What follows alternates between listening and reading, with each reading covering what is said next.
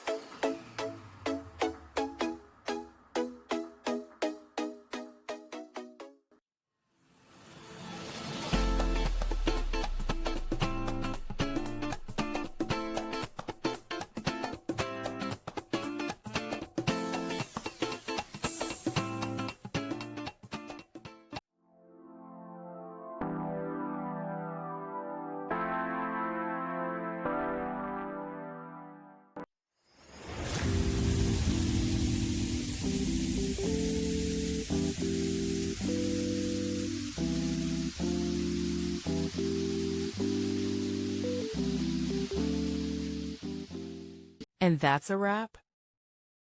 I hope you found the answer you were looking for. If you did, take a second to hit that subscribe button. It really helps out.